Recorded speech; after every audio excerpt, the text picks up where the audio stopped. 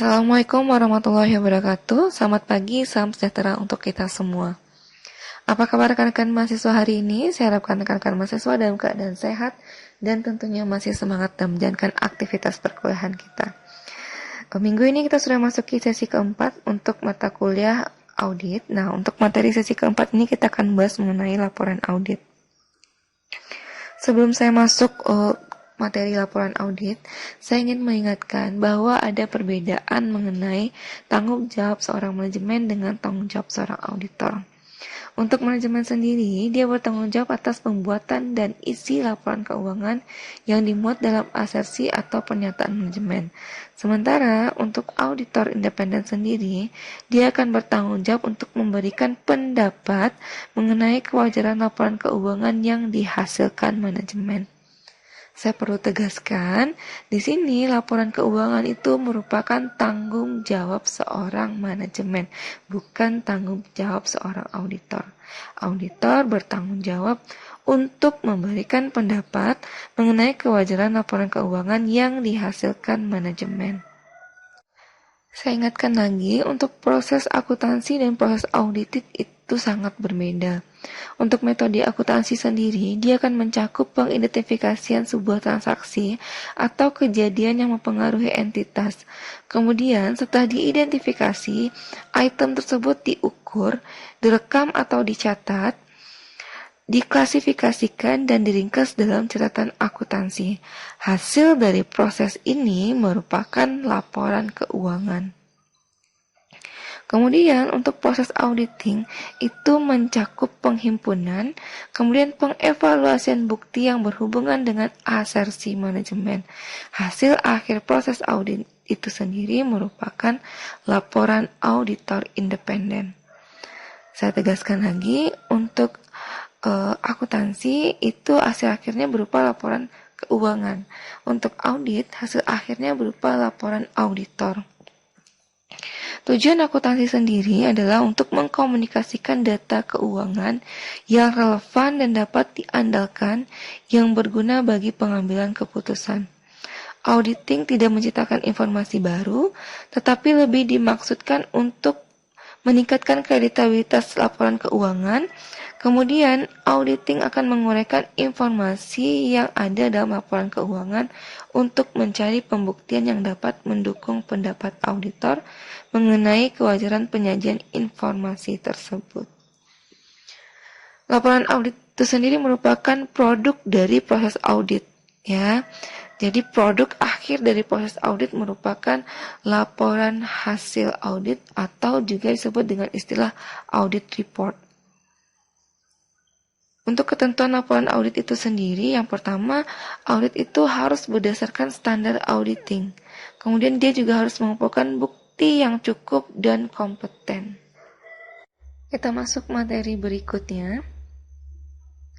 Untuk laporan seorang akuntan publik itu sendiri akan terdiri dari dua.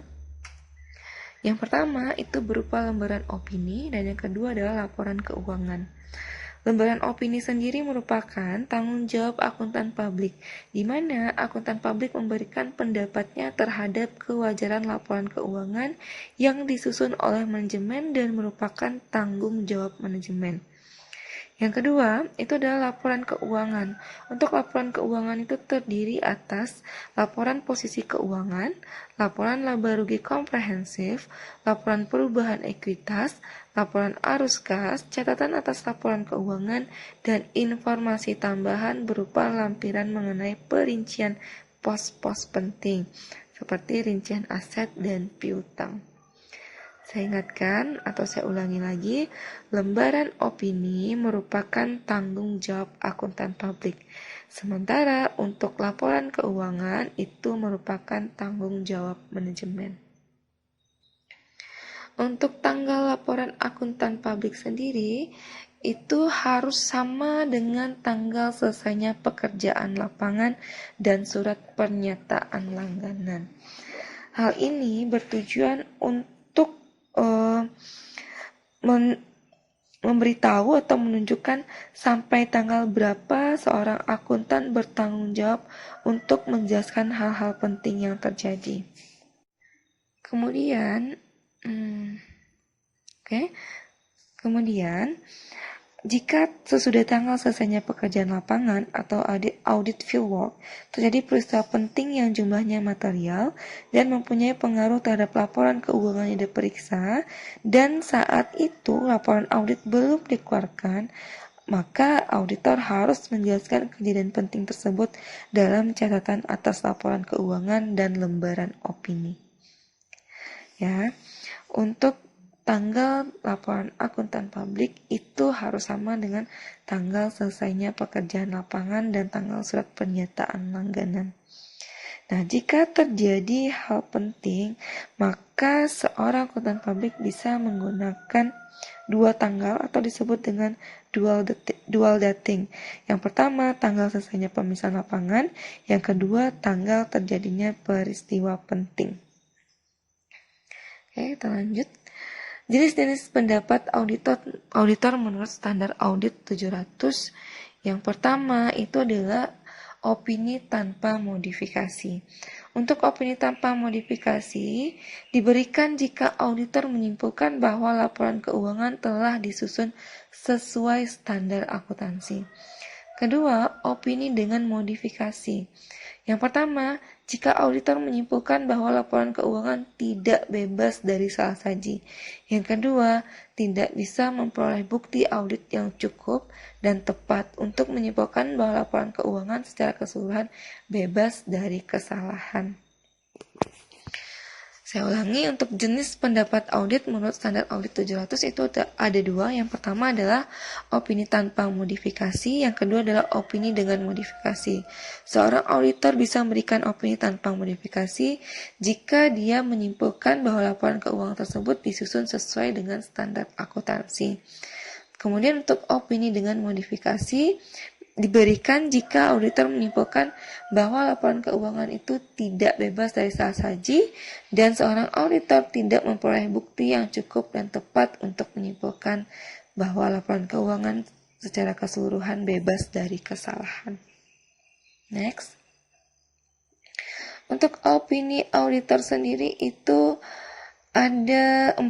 Yang pertama adalah opini wajar tanpa pengecualian. Yang kedua itu adalah opini wajar dengan pengecualian. Yang ketiga, opini tidak wajar. Yang keempat, menolak untuk memberikan opini atau tidak memberikan opini yang disebut dengan istilah disclaimer.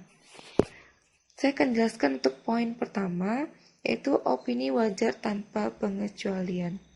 Opini wajar tanpa pengecualian bisa diberikan pada saat laporan keuangan secara keseluruhan bebas dari salah saji material atau disajikan sesuai dengan rangka laporan keuangan atau Financial Reporting Framework. Yang dimaksud dengan rangka pelaporan keuangan adalah Standar Akuntansi Keuangan atau SAK atau IFRS dan peraturan yang berlaku di negara tempat penerbitan laporan keuangan tersebut. Jadi seorang auditor akan memberikan opini wajar tanpa pengecualian jika laporan keuangan yang disajikan itu sesuai dengan standar akuntansi yang berlaku. Kedua, yaitu adalah opini wajar dengan pengecualian.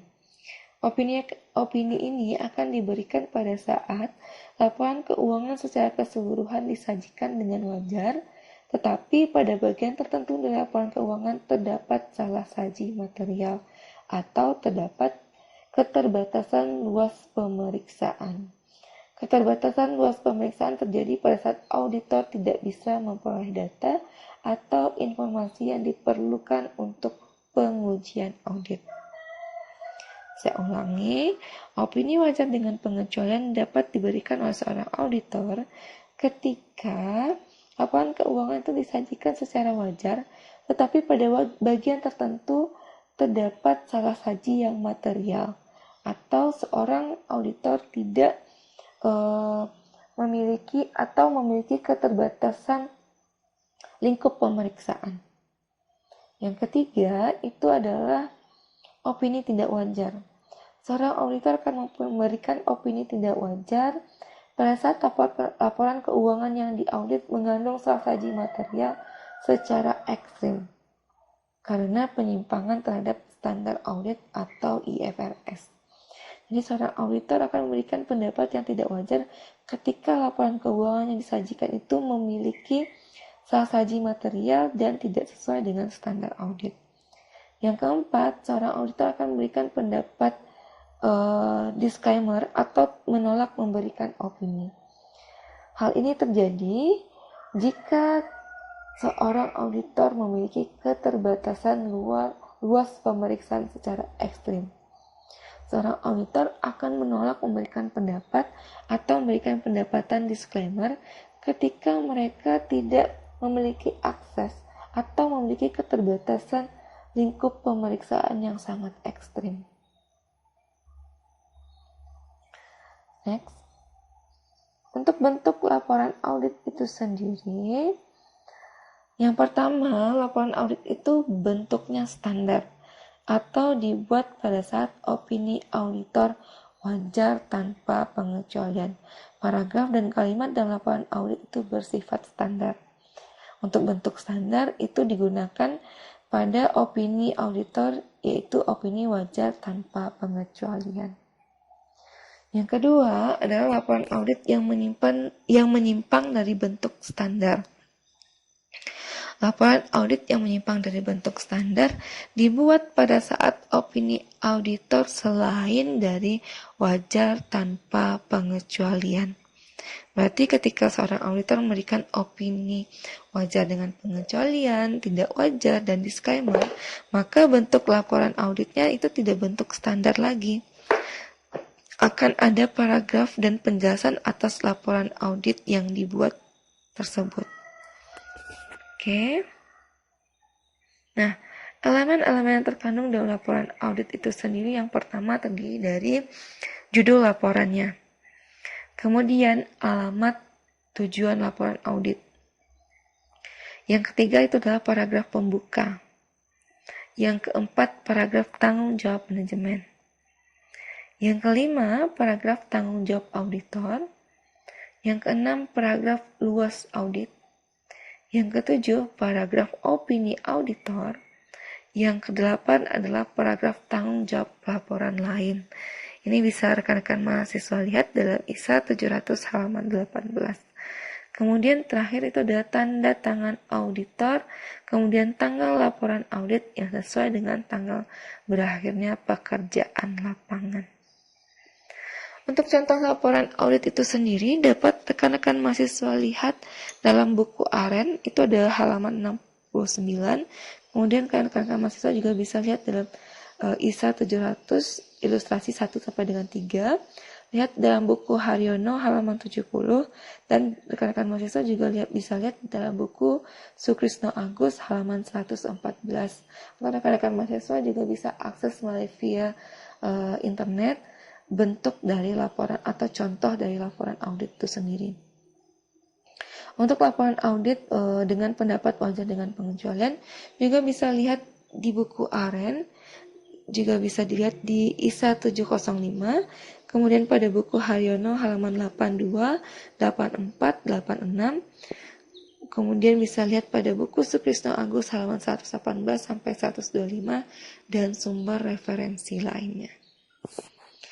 Untuk materi hari ini saya rasa cukup, kita hanya membahas mengenai laporan audit dan opini audit.